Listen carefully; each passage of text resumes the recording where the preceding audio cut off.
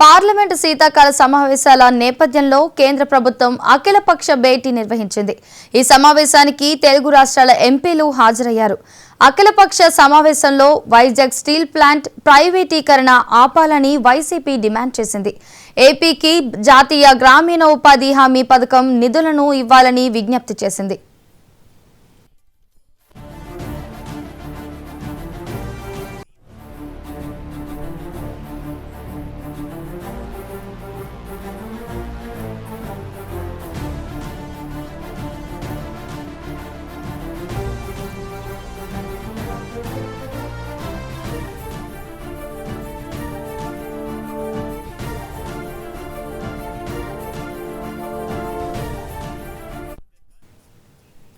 Parliament శీతాకాల సమావేశాల నేపథ్యంలో కేంద్ర ప్రభుత్వం అఖిలపక్ష భేటీ నిర్వహించింది.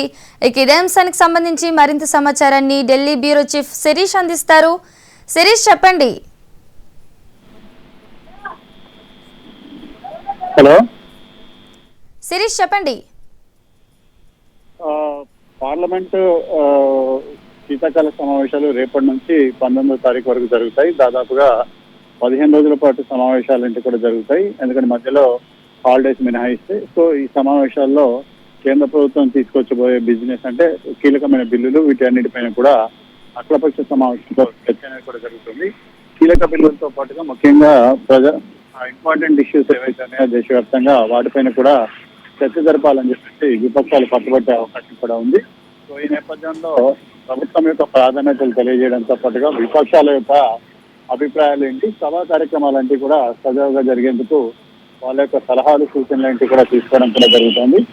సో అఖిలపక్ష సమావేశం అనేది కేంద్ర ప్రభుత్వం వైపు నుంచి సీనియర్ మంత్రి రక్షణ శాఖ మంత్రి రాజ్నాథ్ సింగ్ ఈ సమావేశానికి హాజరయ్యారు. కేంద్ర పార్లమెంటరీ వ్యవహారాల శాఖ మంత్రి కిరణ్ రిజిజు కూడా ఈ సమావేశానికి హాజరు కావడం కూడా జరిగింది. సో మొత్తం మీద కూడా పార్లమెంటు సమావేశాల నేపథ్యంలో ఇటు టీడీపీ నుంచి లావు శ్రీకృష్ణదేవరాయలు హాజరు కావడం కూడా జరిగింది. సో వైఎస్ఆర్ కాంగ్రెస్ పార్టీ తరఫున ఎంపీ మిథున్ రెడ్డి సమావేశానికి హాజరయ్యారు. వైజాగ్ స్టీల్ ప్లాంట్ ప్రైవేటీకరణ ఆపాలని చెప్పేసి వైఎస్ఆర్ కాంగ్రెస్ పార్టీ డిమాండ్ చేస్తోంది. రాష్ట్రానికి జాతీయ గ్రామీణ ఉపాధి హామీ పథకం ఇవ్వాలని చెప్పేసి కూడా వీళ్ళు విజ్ఞప్తి చేస్తున్న పరిస్థితి కూడా ఉంది.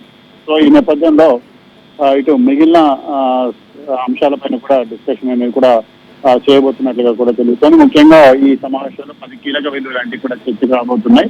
హామీ ఇంధన బిల్లు, కార్పొరేట్ చట్ట సవరణ బిల్లు, సెక్యూరిటీ మార్కెట్ కోడ్కు సంబంధించిన బిల్లు, జాతీయ రహదారుల సవరణ బిల్లుతో సహా పార్లమెంటుకు ముందుకు కొన్ని బిల్లులన్నిటి కూడా వస్తున్నాయి. సో పార్లమెంట్ శీతాకాల సమావేశాల నేపథ్యంలో ఓటర్ల సవరణ జాబితా, అదేవిధంగా ఆదానికి సంబంధించిన అంశం, ఢిల్లీ పొల్యూషన్ తో సహా పలు కీలక అంశాలను కూడా ఇతర విపక్షాలు లేవనెత్తే అవకాశం కూడా ఉంది. వాళ్ళు రైట్. Thank you Sirish.